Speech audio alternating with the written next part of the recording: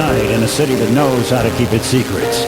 But on the 12th floor of the Acme building, one man is still trying to find the answers to life's persistent questions. Guy Noir, Private Eye.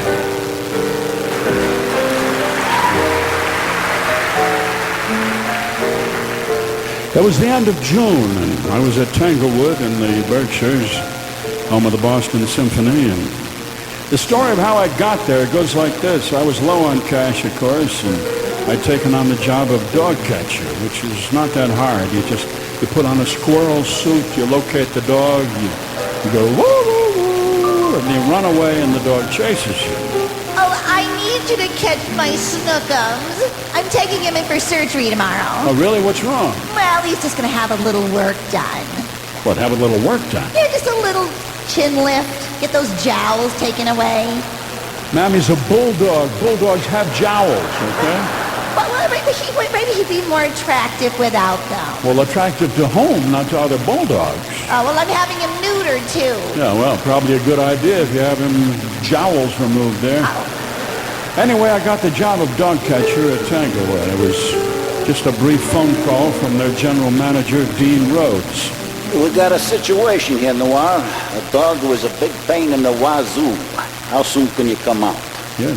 You're the manager of Tanglewood, Mr. Rhodes? Hey, it's not Mr. Rhodes, it's Dean Rhodes. Oh. I'm the dean of the music school here and the general manager. Okay. I just, I just thought that maybe... You thought that I had the wrong accent for an artsy place like Tanglewood. Well, I don't know, something like that, yeah. You thought I should talk like someone in public radio. Hello, I'm the general manager of Tanglewood Music Center. Top of the morning to you. No.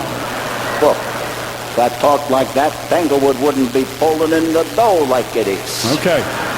I'm on my way, sir. I flew out to Tanglewood on a very inexpensive airline called Songwriter Air, which is run by people who are trying to get a start in the music business. Hello, my name is Stephanie, and I will be your flight attendant today.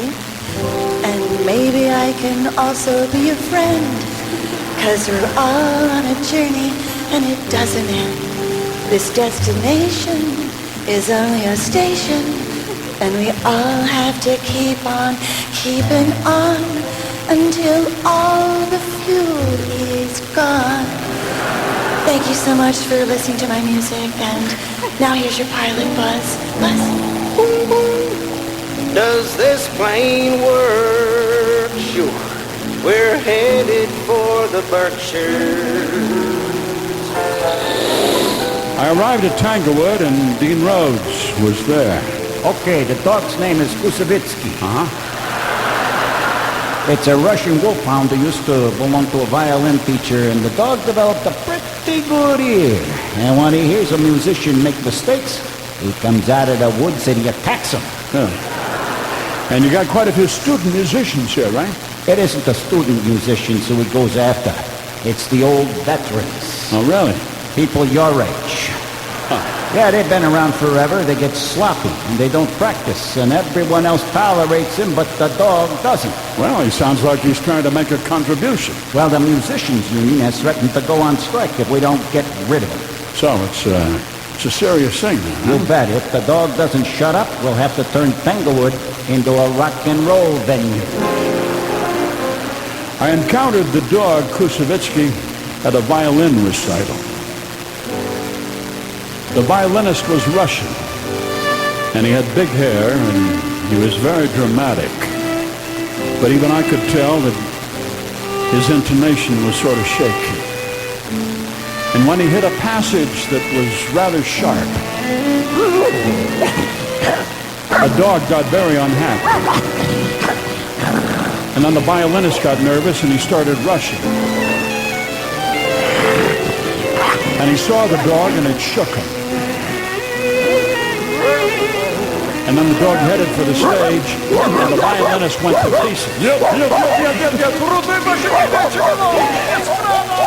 The dog chased him off the stage and into the woods. In the world of classical music, this was kind of dramatic. The pianist tried to finish the piece solo, but he was aware of the dog watching him closely. He hit some clunkers, and The dog was after him. Chased him into the woods. And then the dog climbed up on the piano bench. And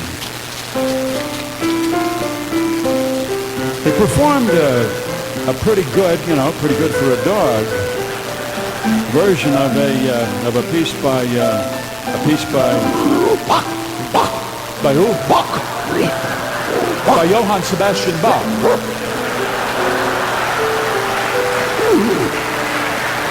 And then he played another rather familiar piece by a composer whose name I'm sure I know, but it doesn't come to mind right away. Who? Rachmaninoff. All right. And once again, for music just played with toenails, it was not bad. I put on my squirrel suit and I went woo woo woo, and the dog looked at me and he said, I look stupid on you. well, if you'd quit pestering musicians, I wouldn't be wearing this. And then I heard a voice in the woods.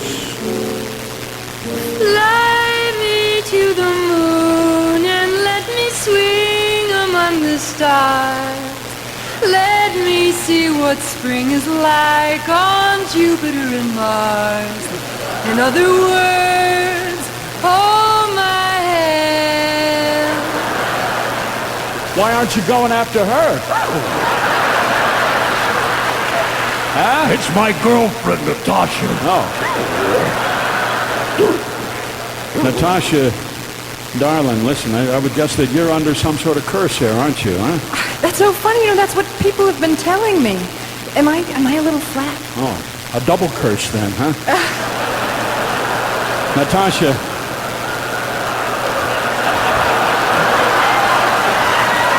Natasha, what can we do to help you?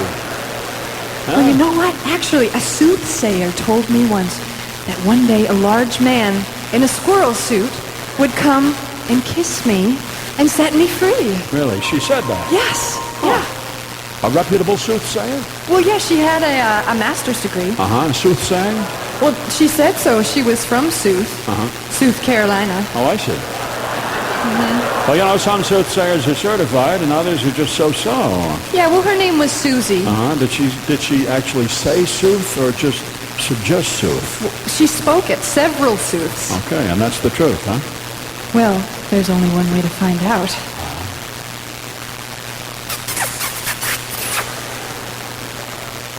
In other words, darling, kiss me. I just did. It's gone? The curse is lifted. I can sing. Fill my heart with song and let me sing forevermore. You are all I long for, all I worship and adore. In a lot of stories, she would have fallen in love with me and we would have married and settled down in a little cottage somewhere and been happy ever since. But I don't care for cottages that much, or non-stop happiness for that matter. In fact, someone had wrote a song about that. What? What's wrong? Did I say something wrong? Had wrote? That's not right? Oh, okay. Hey, come on. Leave me alone. Anyway, Dean Rhodes told me I'd saved Tanglewood, and if so, that's not bad for a day's work. I was going to head home on the Songwriter Airlines, but the FAA had grounded them, so I took Elder Air instead. I think we're just about ready to push away from from B6. Just as soon as I familiarize myself with the computer nonsense and the navigation system, and meanwhile, just please fasten the thing you've got on your lap, just if you would, just kind of. A dark night in a city that knows how to keep its secrets. And on the 12th floor of the Acme building, One man is trying to find the answers to life's persistent questions. Guy Noir, Private Eye. Jim Russell, Sue Scott, Heather Massey, Mr. Fred Newman.